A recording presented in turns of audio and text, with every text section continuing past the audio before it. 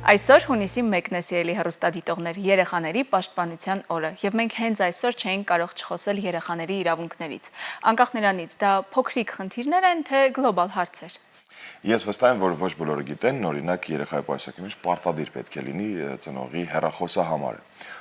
Աստված ոչ ան, երեխան կարող է կորչել կամ տան ճանապարհը մոռանալ, այդ դեպքում անհրաժեշտության դեպքում կարող են հեռախոսահամարով կապ հաստատել ծնողի հետ։ Կամ երեխաներին պետք է սովորեցնել, որպեսզի նրանք չվստահեն անծանոթ մարդկանց, չգնան նրանց հետ այս կամ այն վայրը, որքան էլ հավաստի լինի այդ մարդկանց ուղղորդումները, որ գնում ենք մայրիկի, հայրիկի կամ տատիկ-պապիկի մոտ, չվերցնել նրանց ձեռքից այս կամ այն տեսակի ամենագայթակղիչ կոնֆետները ու շատ այլ հարցեր, որոնց պետք է ավելի մեծ ուշադրություն դարձնել։ Ես առաջարկում սիրելիներս միասին ողջունենք Մարդու իրավունքների պաշտպան Անահիտ Մանասյանին։ Նա մասնագիտական խորհուրդներ կտա թեմայի վերաբերյալ եւ կօգնի հասկանալ, ինչպես վարվել արտակարգ իրավիճակներում երեխաների լիարժեք անվտանգությունն ու պաշտպանությունն ապահովելու համար։ Բարի լույս։ Բարի լույս։ Շատ ուրախ ենք ձեզ մեր տաղավարում տեսնել։ Այո, հատկապես այսօր։ Ես նույնպես շատ ուրախ եմ հենց այսօրը ձեզ հյուրընկալվել, քանի որ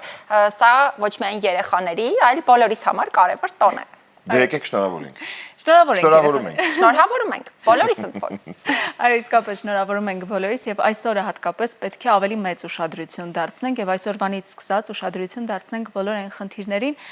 որոնց բախվում են երեխաների իրավունքները պաշտպանող մարդիկ կամ հենց երեխաները։ Մեր իրականությունում, հայկական իրականությունում, որոնք են դրանք ամենահաճախ կրկնվող խնդիրները։ Բավականին շատ են երեխաների իրավունքների հետ կապված խնդիրները։ Առաջին հերթին պայմանավորված այն հանգամանքով, որ մենք մի տեսակ երեխաներին ընկալում ենք ավելի շատ որպես սեփականություն եւ շատ դեպքերում երեխաների նկատմամբ բռնության դեպքերը, երեխաների անձնական տվյալների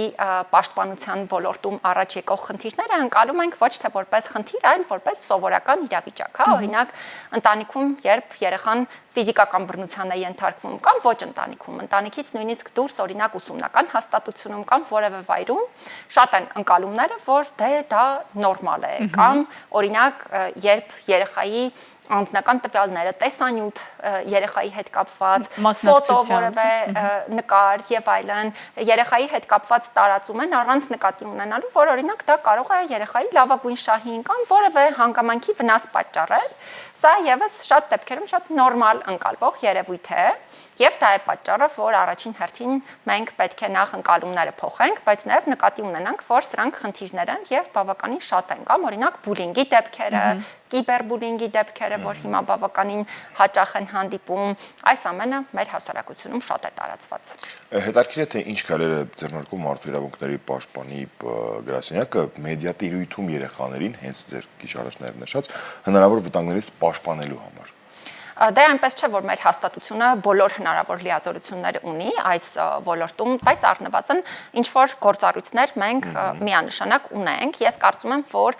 ամենամեծ խնդիրը, որ մեր հասարակությունում այս առումով առկա է եւ մենք էլ փորձում ենք ամեն կերպ այդ խնդիրը հասցեավորել, գրագիտության պակասն է եւ շատ դեպքերում տեղեկատվության բացակայությունը, նկատի ունեմ իսպար բացակայություն, այլ պատշաճ տեղեկատվության բացակայությունը կամ տեղեկատվության քաոտիկ բնույթի պատճառով ոչ պատշաճ տեղեկատվությունը առաջնահերթություն է երբեմն ստանում եւ շատ կարեւոր է, որպեսզի երեխաները եւս իրազեկված լինեն տարբեր հարցերի վերաբերյալ, դա կլինի թե օրինակ բուլինգի երևույթը, բռնության երևույթը եւ այս առումով մենք շատ լայնածավալ արշավներ ենք իրականացնում, օրինակ նախորդ տարի միայն 1000-ից ավելի երեխա է ընդգրկված եղել մեր կողմից իրականացվող իրազեկման արշավների շրջանակներում մենք գնացել ենք տարբեր գյուղական բնակավայրեր, տարբեր ուսումնական հաստատություններ կամ հակառակը հրավիրել ենք տարբեր տեղերից երեխաների խնամքի հաստատություններ ենք գնացել եւ այլ վայրեր եւ երեխաների հետ շատ հետաքրքիր իրազեկման արշավներ ենք ունեցել հենց այս հարցերի հետ կապված, ընդ որում մենք դա իրականացնում ենք ոչ թե պարզապես օրինակ մի մասնագետի ներգրավմամբ, այլ տարբեր մասնագետների ներգրավմամբ, օրինակ հոգեբաններ, իրավաբաններ, ես ինքս եմ շատ հաճախ մասնակցում հենց այդ իրազեկման արշավներին ու բնականաբար բացի սրանից մենք նաև ունենք օրինակ մշտադիտարկման գործառույթ, պարբերաբար մենք ուսումնական հաստատություններում լայնածավալ նաև որոշակի առումով մշտադիտարկումներ ենք իրականացնում եւ խնդիրները արձանագրելով տարբեր պետական մարմինների ուղարկում ենք, որպեսզի իրենք փորձեն հաղթահարել այդ խնդիրները, լուծումներ գտնել խնդիրներին եւ մի շարք այլ հարցեր էլ։ Ես հիմա քանի որ այս հաղորդումը տոնական է, չեմ ուզենա շատ պաշտոնական շարունակական մանրամասն տեղեկատվություն ներկայացնել, բայց առաջին բանը, որ բոլորիս տեսանկյունից կուզենամ հատուկ արձանագրել, այն է, որ մեր հասարակությունում արկա է այս հարցերի առնչությամբ թե երեխաներին, թե ծնողներին, թե մասնագետներին պատշաճ տեղեկատվություն փոխանցելու անհրաժեշտություն։ Թվում է, թե մեր օրերում երեխաները երբեմն ավելի ակտիվ են եւ կարելի է կարծել, որ նրանք ավելի շատ բան գիտեն իրենց իրավունքների մասին, քան օրինակ նրանց ծնողները։ Ինչ աշխատանքներ են կատարվում հենց ծնողներին իրազեկելու համար, որպեսզի կարողանան ճգնաժամային իրավիճակներում պաշտպանել առաջին հերթին իրենք դառնան պաշտպանը իրենց երեխաների իրավունքների։ Շատ ճիշտ նշեցիք, որ հիմա տեղեկատվության աղբյուրները չափազանց մեծ են, դա մի կողմից լավ է, որովհետև շատ մեծ ինֆորմացիա է հնարավորություն լինում փոխանցել թե երեխաներին, թե ծնողներին, թե ընդհանրապես հանրությանը, բայց դրա հետ մեկտեղ երկրորդ խնդիրն է հայտ եկել տեղեկատվության քաոտիկությունը եւ այդ համատեքստում շատ դեպքերում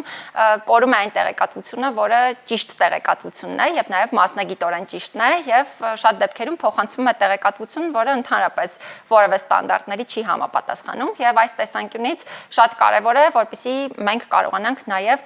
հնարավորինս ճիշտ տեղեկատվությամբ լցնել դաշտը, արժեքավոր տեղեկատվությամբ, արժեքների առնչությամբ տեղեկատվությամբ։ Երեխաների մասով կասեմ, որ այո, շատ իրազեկված են, բայց ես ինքս եմ անձամբ շեշտում, որ շատ կարեւոր է Հայաստանում նաեւ ծնողավարությանը ուշադրություն դարձնել, որովհետեւ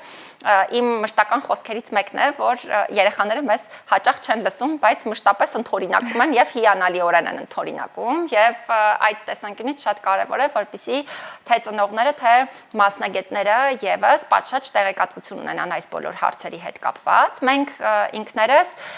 մեր միջազգային գործընկերոջ UNICEF-ի հետ համագործակցությամբ մի քանի այդպիսի հնարավոր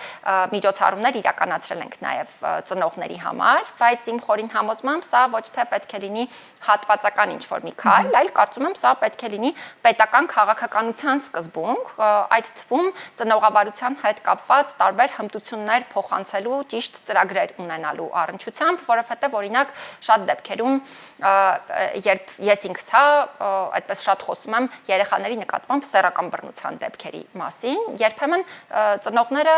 իրենք չեն պատկերացնում, որ օրինակ երեխայի նկատմամբ տեղի է ունեցել սեռական բռնության որևէ դեպք, սեռական ոտնձգություն, որովհետև շատ դեպքերում ուղղակի ասում են, թե դա պարզապես մի հպում էր, օրինակ, կամ նման որևէ բան, կամ նույն ցանկացած բռնության տեսակի հետ կապված, հետեւաբար ես շատ կարևոր եմ համարում, որ այսպես ընդհանուր քաղաքականությունները ուղղված լինեն նաև ծնողներին պատշաճ տեղեկություններ եւ հմտություններ փոխանցելու այդ կարևոր քայլերին։ Հետաքրքիր է նաև թե ինչ հաջողություններ ունենք ներառական կրթության դաշտում եւ մեր հասարակությունը ինչն է պակասում մեր հասարակությանը ներառական կրթությամբ երեխաներին ավելի սիրով ու հավասարը հավասարի պես ընդունելու համար։ Դե այն, որ արդեն իսկ ունենք ներառական կրթություն, դա ինքնին կարծում եմ հաջողություն է, բայց իհարկե վստահ եմ, որ մենք դեռ շատ անելիք ունենք այս համակարգը ճիշտ ուղղությամբ զարգացնելու տեսանկյունից, որովհետև ինչքան էլ որ համակարգը ներդրվել է եւ ինչպես նշեցի, սա ես շատ կարեւոր ձեռքբերում եմ համարում, միևնույնն է ընդհանուր միջավայրային խնդիրները դեռևս պահպանվում են, երևի հիմնական երկու հանգամանք կշեշտադրեմ, մեկը տեղեկատվության պակասն է եւ գիտելիքի, որովհետեւ մեր ընդհանուր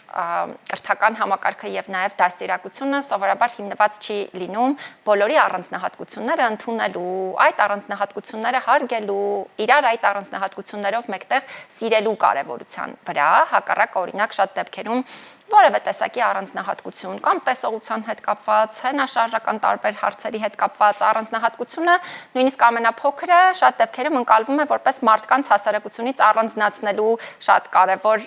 հիմք։ Ես կարծում եմ, որ մենք դերիվ հակառակ դրամաբանությունը, պիտի ունենանք, մենք պետք է կարողանանք բոլորին ընդունել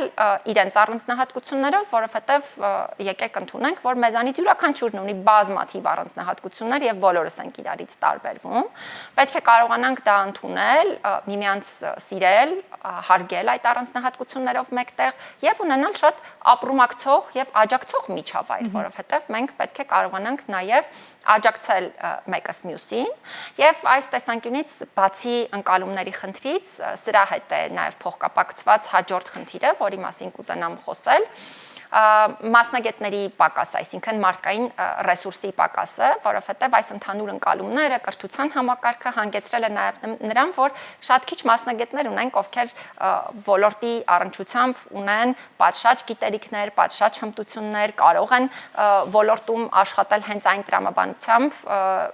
ինչ տրամաբանությամբ, որ ստանդարտներն են հուշում, եւ այս առումով շատ կարեւոր է, որպեսզի մենք լուրջ քայլեր ձեռնարկենք նաեւ մասնագետներին թե վերապատրաստելու, թե նոր մասնագետներ պատրաստելու ուղղությամբ ու նաեւ վստահ եմ, որ մեզանից յուրաքանչյուրի գաղափարական, աշխարհայացքային փոփոխությունը ամեն դեպքում ինչ որ փուլում նաեւ ճիշտ քայլերի արդյունքում կհանգեցնի շատ կարեւոր նաեւ հասարակական փոփոխությունների։ Իհարկե ամբողջ աշխարհում յուրաքանչյուր փոփոխություն, հատկապես երբ խոսքը վերաբերում է կրթությանը, բավականին երկար ժամանակ է ենթադրում, որպեսզի տեսնենք արդյունքը եւ հուսանք, որ այն երազելի իրականությունը, որի մասին բոլորս ունենք պատկերացումներ, շատ շուտով իրականություն կդառնա մեզ մոտ, բայց ինչպես զրույցի սկզբում նշեցիք, այսօրը տոնական է, մի քիչ թողնենք աշխատանքային ծանր զրույցները եւ գնանք մանկություն, որովհետեւ մենք առավոտյան փորձում էինք դա անել, հանրայինի բակում խաղում էինք մեր սիրելի խաղերը։ Հատկապես որ հունիսի 1-ը նաև թույլ է տալիս։ Ահա, պատեկրանին հայտնվեց շատ գեղեցիկ լուսանկար, վստահ եմ լի հիշողություններով։ Դա ես այս պահը երևի չեմ հիշում, որովհետև այս լուսանկարում ես կարծես մի քանի ամսական էի, բայց շատ կարևոր հիշողություններ արտնացրեց միանշանակ լուսանկարը, որովհետև վստահ եմ իմ հասակակիցները բոլորը կհիշեն, որ իրենց տան այսպիսի լուսանկարները այսպես շատ մեծ խնամքով պահպանվում, ցույց էին տրվում։ Մի քանի տեղ կար լուսանկարելու, եւ բոլորիս մոտ այդ նույն ֆոնին, այդ նույն մարդկանց անհասկանալի տակը գրած լուսանկարներն են։ Այո, շնորհակալ եմ նաեւ այս հիշողությունը արտնացնելու համար։ Իսկ ձեր մանկությունից կա մի սիրելի խաղ, որ երբ օրինակ տեսնում եք հիմա բակերում խաղում են երեխաները, մեծ սիրով հետ կգնայիք մանկություն նորից խաղալու ձեր ընկերների հետ։ Մշտապես այսպես մտքերով մանկություն հետ գնում եմ եւ շատ լավ եմ վերհիշում, շատ լավ զգացողություններով եմ հիշում իմ մանկությունը։ Նշեմ, որ ինձ թվում է, որ հիմա մի փոքր ավելի քիչ են երեխաները միմյանց հետ հատկապես բակում շփվում, ինչ որ խաղեր խաղում։ Իմ մանկության տարիներին մի փոքր այլ տրամաբանություն ուներ, հա, ընդհանուր այդ շփումը մենք շատ ավելի երկար ժամանակահատված էինք միասին անցկացնում տարբեր հետաքրքիր խաղերով, բակային այդ թվում խաղերով։ Ես հիշում եմ, որ ինքս շատ էի սիրում հատկապես բակային խաղերից պահմտոցին, օրինակ, որ անընդհատ խաղում էինք, նույնիսկ հիշում եմ, որ եղբորս հետ տանն էինք պահմտոցի շատ հաճախ խաղում, գնդակի հետ կապված բոլոր խաղերը շատ հետաքրքիր էին բոլորիս համար, տանը նաև տարբեր այդ թվում սեղանի խաղեր էինք խաղում, դոմինո, ընդ որում ընտանիքի բոլոր անդամների հետ ու նաև պիտի շատ անկեղծ լինեմ ասելով, որ քանի որ ծնողներս բժիշկներ էին եւ իմ մանկության տարիները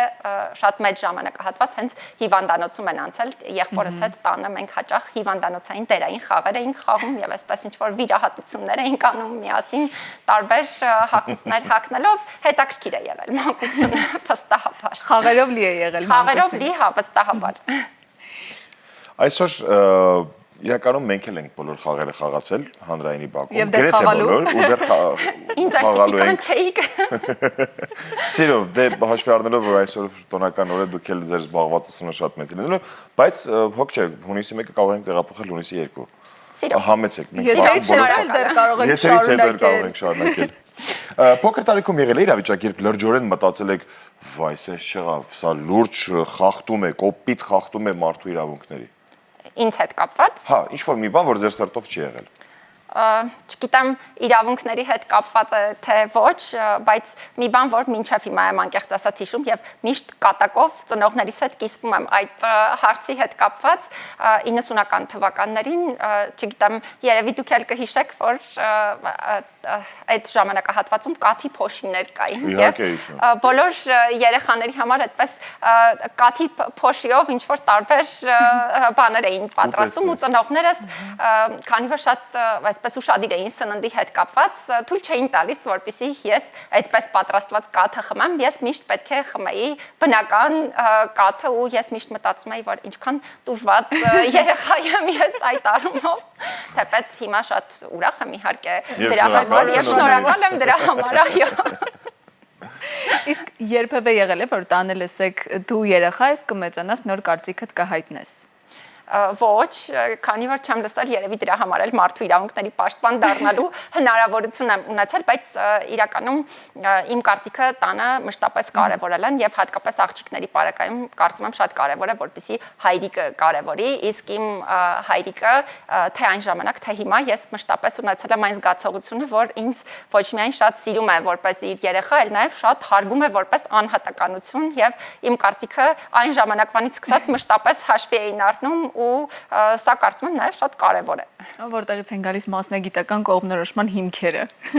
Այ հիմա որպես համել վերջին հարց կարող եք դիտարկել, բայց գանք ներկա, հետաքրքիր է, որ հերթի մեջ դուք կանգնած եք, ձեր հերթին եք սպասում, ու ինչ որ մեկը, որ միշտ դինում են, մի հատ հարցով եմ էլի ես մի հատ Հատկապես տարիքով մարդիկ, չես կարող ասել ոչ։ Կներեք ժողովուրդ, մի հարցով մի հատ հարց եմ տալիս ու գնամ։ Այդ ժամանակ արդյոք արտանում է մարդու իրավունքների պաշտպանը ձեր մեջ եւ ինչ դրսևորում է լինում ձեր կողմից։ Ի նկատի ունեք խանութում, թե։ Կարևոր չի։ Կամ բանկում կլինի, բժշկական հաստատություններում կլինի, որովից է մի հերթում, որ մի հատ բան եմ վերցնում կամ իմ մոտ մի հատ է, ես անցնեմ, եթե կարելի է, Իմ գործը կարճ է, իմ գործը մի հատ բան եմ ուղղակի, դա թուղթ եմ տալիս ու դուրս գամ։ Տարբեր դրություններում պատկերացնենք, որ նմանատիպ դրության մեջ դուք ինչպես կլինի ձեր դրսևորումը։ Դա իրավիճակից է կախված, եթե ես տեսնեմ, որ մարդու համար իրապես կարևոր է եւ այդ պահին հաստատ աջակցության եւ ապրումակցման կարիք ունի մարդը, բնականաբար կզիջեմ, բայց չեմ սիրում նաեւ երբ մարդիկ օգտագործում են հնարավոր իրավիճակները, դրա համար կարծում եմ նաեւ այդ հմտությունները ունեմ հասկանալու կոնկրետ իրավիճակում ինչ նպատակ ունի մարդը, բայց եթե խանութի հետ է կապված, ճիշտ հարց տվեցիք, որովհետեւ ես նույնիսկ հիմա ճիշտ է շատ ծանրաբեռնված եմ, բայց շատ սիրում եմ մթերային խանութներ գնալ եւ մշտապես եթե մտնում եմ մթերային խանութ, բավականին այսպես մեծ առևտուր եմ ինքս անում ու հաստատ եթե ինչ որ մեկը ինձ հետ հերթում կանգնած լինի, հաստատ կուզենա ասել կլինի, ես առաջ անցնեմ, այնպես որ այդ իրավիճակներում հակազիչ եմ հաստատ։ Եվ որպես օրվա ամփոփում զրույցի ինչ կմաղթեք մերօրյա երեխաներին։ Ես կմաղթեմ, որպեսզի երեխաները վայելեն իրենց մանկության ամեն վայրկյանը, իրապես վայելեն կյանքը ու չմոռանան, որ նույնիսկ մանկությունից հետո էլ միևնույն է կյանքը անհրաժեշտ է հենց այդ տրամաբանությամբ ապրել, վայելելով եւ շատ սիրելով այն ամենը, ինչ կյանքը մեզ տվել է եւ ինչի հնարավորությունը տվել է, որովհետեւ վստահ եմ, որ ինչքան շատ սեր մենք տանք եւ ներդաշնակություն տանք, այդքան շատ սեր ու ներդաշնակություն էլ ստանալու ենք, այնպես որ սիրելի երեխաներ, վայելեք ձեր մանկության եւ կյանքի ամեն րոպեն։ Շատ շնորհակալություն ու ինչպես դուք նշեցիք մեր հարցազրույցի ամենասկզբում, տոնը ոչ միայն երեխաներին, այլ մեր բոլորինս է սա, հունիսի 1-ը, ու երեխաները որպեսզի վայելեն եւ երջանիկ լինեն, անհոգ մանկություն ունենան, դա դրանում ամենագլխավոր պատասխանատուները մենք ենք, սիրելիներս։ Իսկ մեզ պետք է ընդհանրապես բանականություն, կրթվածություն, գիտելիք, որպեսզի կարողանանք այդ ամենը ապահովենք աշխարհի ամենալավ մարդկանց համար, փոքրիկների համար։ Շնորհակալություն։ Ձեզ լավ տոնական օրվա շարունակություն ենք մաղթում։ Ես եմ շնորհակալ, ձեզ նույնպես լավ օր։ Շնորհակալություն։ Իսկ մենք շարժվենք առաջ։ Գնացինք։